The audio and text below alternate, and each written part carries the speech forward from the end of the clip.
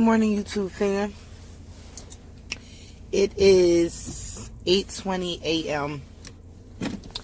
and I am in literally all of my husband's clothes, headed to my RE's office with 21 miles worth of gas. And I got mad stuff to do today. Mad stuff. But I'm warming my hands up so that by the time I get there, she could just stick me and I could go. This is to find out whether or not the trigger shot went through my system. So, hopefully it did.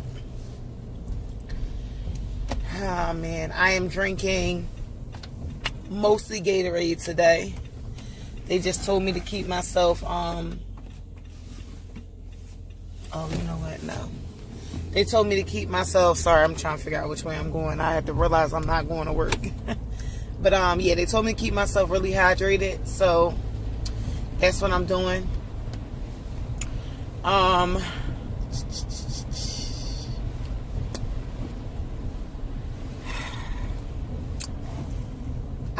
scared of OHSS, right? But I feel like with only 4 follicles, I don't think I'm gonna get OHSS. So I mean, I'm gonna make sure, and I'm gonna drink, coconut water and all that stuff just to be on the safe side. But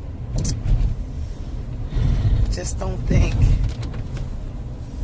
with not so many follicles that my doctors are concerned with OHSS. But I don't want to get it. So just in case, I'm going to do what I need to do to not get it. So I'm headed there now, and let's see, what could I talk about? Thoughts before my retrieval. So praying it all goes well today, but when it does, it's just getting to and past retrieval and getting to transfer at this point. You know what I mean? Like getting my eggs to be quality, what little they have, and to work with, and hoping that they're quality eggs, hoping that they're that those little eggs and my husband's sperm meet and love each other the way we love each other. And then, I'm just praying that it all works out. I really guess that's all I can really say about the situation. I'm just praying that it all works out. It's so hard, man. It's so hard doing this, being in this IVF journey, being infertile. I've always been infertile, like my entire life, always. So, I mean, obviously I didn't know when I was born, but once I got of age where I wanted to have children, and it was very young, I wasn't able to.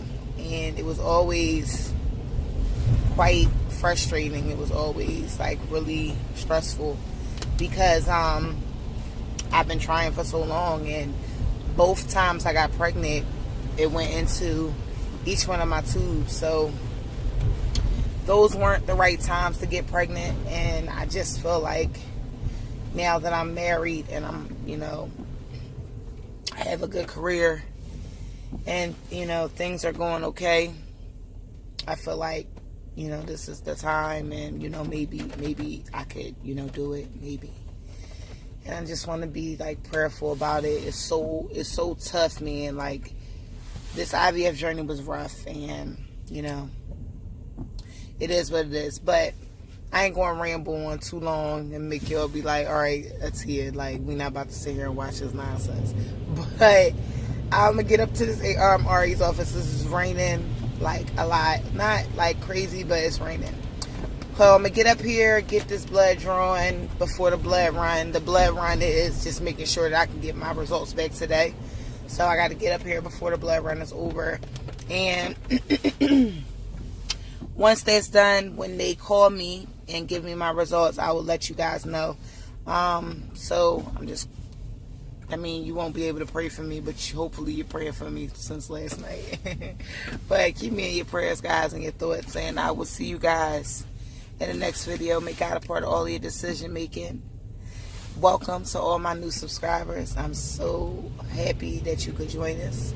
I'm so happy that you decided to hang out with me and take this ride with me. It's a hell of a ride, I can't lie.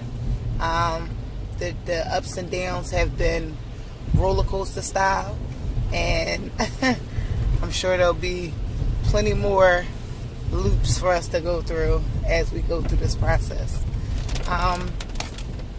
So welcome to you guys, and thank you for coming and watching my channel. Much love to everybody, and I'm praying for everybody, and I just hope that, you know, we all get our BFPs this year. We need BFPs this year. Alright guys, I will see y'all in the next clip when I give y'all the update information. Hey guys, I'm just sitting here waiting. waiting.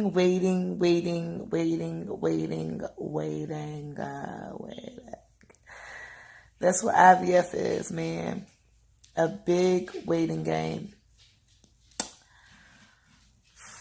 IVF is a big waiting game. You wait to start your period. You wait to get a follicle scan. You wait to see if follicles grow. You wait to get your blood results from every exam. You wait to get to retrieval. You wait for the retrieval part to see if your eggs matured, if they fertilized, if they matured. You wait to see if you got blastocysts. You wait to see if you can freeze anything, and don't let you be getting PGS testing, because then you have to wait long periods of time for that. And then, oh, my dog is playing with his toy. I just thought something flew across my room that was not human. I meant that was like a rodent, but it wasn't. Thank you, Jesus. You wait. You gotta wait for all of those things. Then you wait for transfer, and then after you get the transfer, you have this 2-week wait to see if you're pregnant. I mean, it's so much waiting. So right now, that's what I'm doing, waiting for my doctor to call me to let me know if my HCG trigger works. And you know, when you wait, and it's like the longer you wait, you just either like are thinking something went wrong, or you're hoping something went right and hoping that you don't have a different answer when they call. I mean, it's just so many things. And you're so anxious. Your anxiety is like through the roof. My heart is beating fast.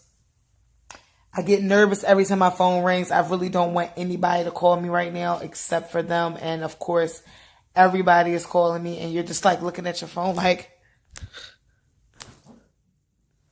hoping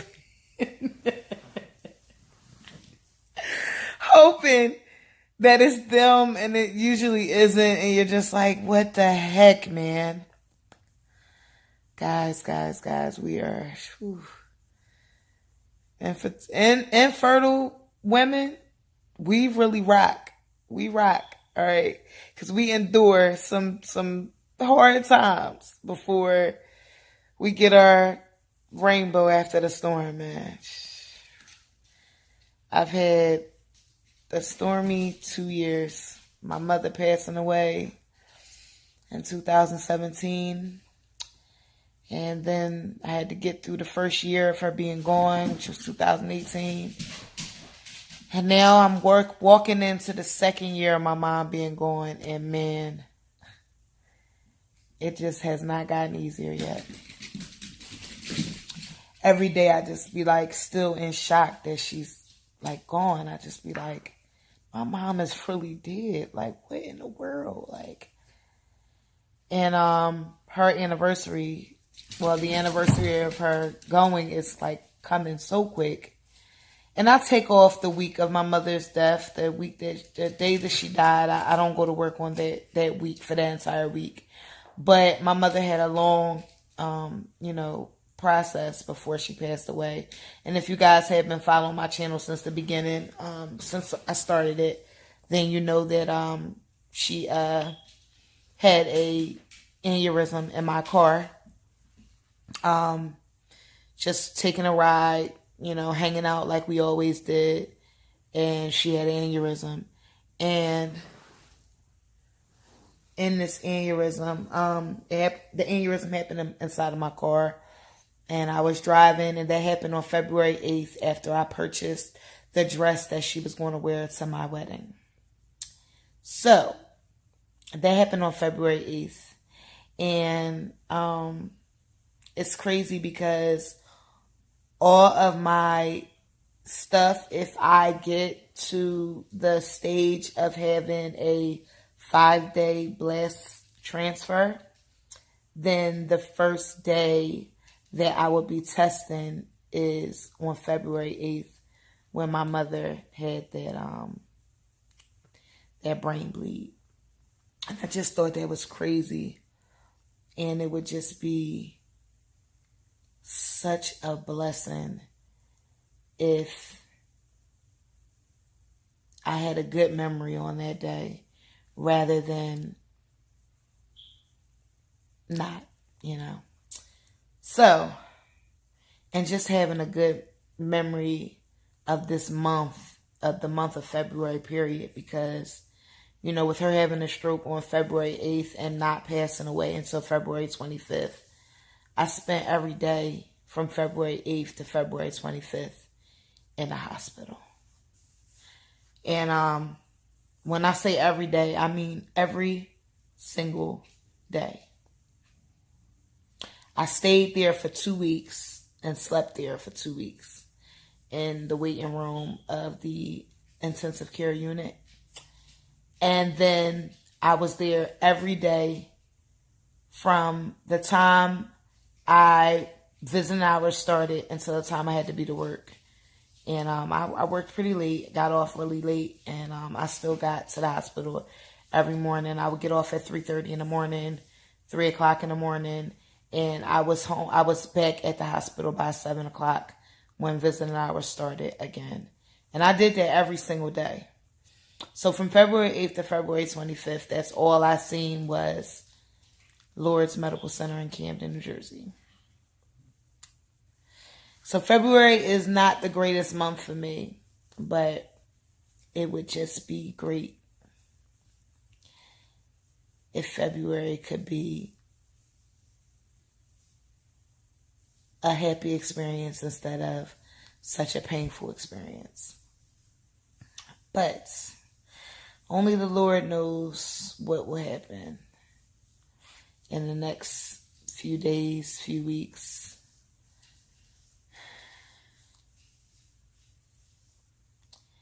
And I'm nervous. Because I really want this. And I know we all do. We all really want to be mothers. We all really want this for ourselves. And you just have to have the faith of the size of a mustard seed. That's all that God requires. You have to trust that, whatever His will is, that's what is, for you. And no matter how rough it gets, you just have to fight through it, So, here I am, waiting. And I just hope they hurry up and call me. Because the pharmacy, if it didn't work, the pharmacy closes at 5 o'clock. So I wouldn't be able to get anything unless they knew another pharmacy for me to go through to get it. That's open later. We shall see. All right, guys. I will see you guys in a few when they call me and let me know that everything's a go. Prayers, guys. All right. See, this is why I take off my wig. This is why I can't continuously be pretty. Because the stress, y'all, the stress. What is this on my... I don't know, but the stress. So Doctor called me. My HCG is a 37, but they wanted it above 50. So guess who had to pay $121 to get another vial of Pregno? That's who. Me, this girl. So I rushed over to the pharmacy that is 20 minutes away from me. Rushed, okay? Because it was a complete emergency as far as I was concerned. And I was in sheer panic, okay? So I rushed over, walked in the office, instant stress, instant fear, instant everything, realizing you have to shoot yourself in your booty one more gun. Listen, I'm really not a needle girl, but at this juncture, I mean, I really can't really be afraid of needles anymore. At this point in my life, I'm like walking into the place like, just go ahead. Whatever you're going to stick me with, just freaking stick me. At this point, I just can't even be afraid of needles anymore. I can't even say that anymore because I have literally stuck myself over 50 times. Over 50 times in a 10-day period.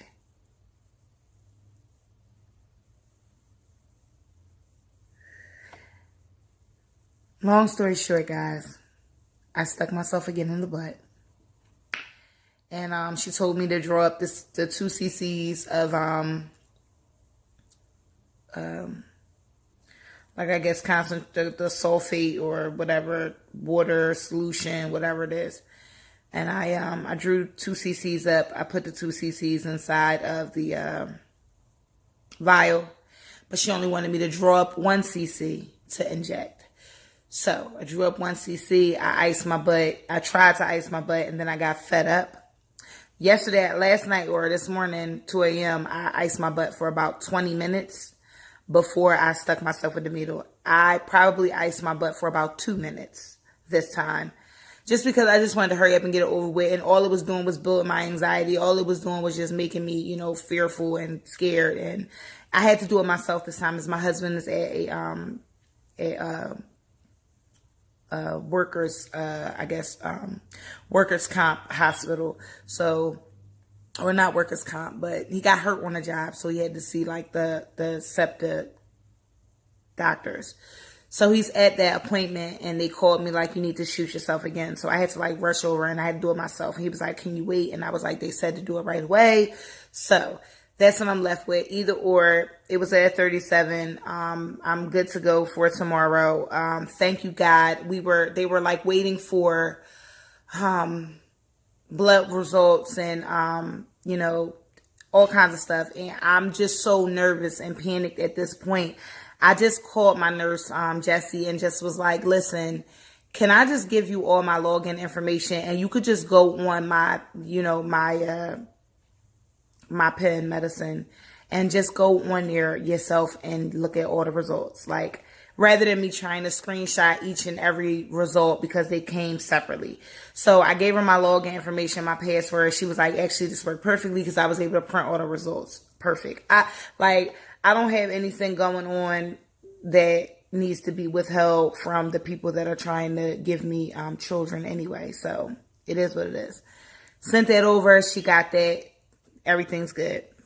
Then right as she was saying it, my aunt had just prayed and I was just like, stressed out, like worried, like what if they don't get these CBC results by tomorrow? Like they needed the, I guess it's I forget what the CBC stands for, guys. I'm so sorry, but it's a blood panel and they needed those results back because my blood had clotted for whatever reason. They messed up. So I had to get a repeat of that blood day before yesterday. So I did that and it just came back as my aunt prayed. I got off the phone with her. Literally, I got an email from my nurse saying that they just handed her the CBC results. So I'm thankful for that. I just thank God for that. I thank God. We really do lose sight of God sometimes when you're just like so overwhelmed and you're so stressed and you make really big mistakes, stupid mistakes. You just do stuff. You panic. I can't even begin to tell you all the things that I have done in this journey that is just like mistakes, you know what I mean? Like, because I was stressed or scared or panicking or not caring or, whatever the case is. And, and it was only 10 days, but it was enough, it was enough. It was enough stress for me to just be like, man, forget this, man, forget this. And, not having my husband around really sucked. He was around, but it was just like, he couldn't get to the appointments, for other reasons. And it was just a lot going on. And even like today, I mean, I only had blood work this morning, but he at least, I felt so good and so much better and so like he cared when he gave me my shot last night. Now, granted, I really didn't want him to give me my shot. I'm going to just be perfectly honest with you. I did not want him to give me my shot. But I let him give me the shot because I really wanted him, I want him to be a part of this. This is, it is all on me because I'm having to inject myself and get ready for this. But this is our journey, you know what I mean? This is me and my husband's journey. It's not just mine. I mean, it's just mine because I am the reason for it, but it's ours together. We both want a child. We both want children together, you know what I mean? So it felt like really good that he gave me my shot and, iced it and put the needle in, and he tried to be really, really gentle, and he pushed the medicine in, and then he was like so caring about it, and it made me feel so good, like that he cared that I'm going through all this. He like rubbed my butt and he put, the Band-Aid on for me, and it might seem like so stupid and corny, but when he put the Band-Aid on, I just felt like so good. I felt like, oh, he really cares about me. And, it might be stupid, but that's how I felt. So, 10:45 tomorrow. Retrieval day! Ah! So, what am I doing? I am really nervous. We only have 4 follicles. And I'm not going to keep on saying only, that's plenty for me. As long as, God willing, they all, or at least 2, oh, my phone is dying. At least 2, make it to blastocyst. And hopefully, prayerfully, I can, I'm sorry that the lighting is bad because my phone is getting ready to die, so I need to get upstairs, but I'm going to finish this before I do. But hopefully I can transfer 2 and they stick. And I get 2, I transfer 2, they stick. I have twins. That's the goal. That's the goal. That's the dream. That's the dream that I just hope comes true. So this was another hurdle that we've jumped over, and now we doing more waiting. You know how that goes. So I guess I'll get on here just one more time before retrieval day, which is at 10 o'clock. I got to stop eating at 12, and it's 3 o'clock now. So that means that my husband needs to hurry up and get home so that we can have a meal together, because I can't have anything to eat or drink after 12 o'clock. And I am like starving. I didn't eat anything today yet because I'm just like trying to figure out what me and my husband are going to eat. So that's what's going on. That's where we're at. When they give me my blood results, like blood test results, hopefully, God willing, I'm praying that they just are fine. Like, I just need them to be fine. Like, whatever it is, I just need it to be fine. And that's just all there is to it.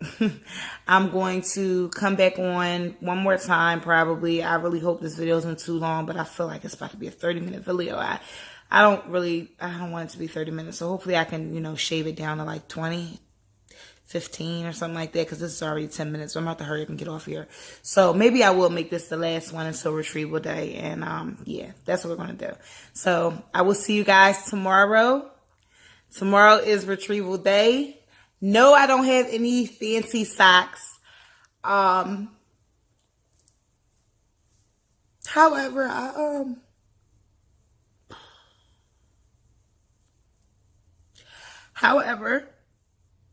I'm going to take my mother's wedding ring with me.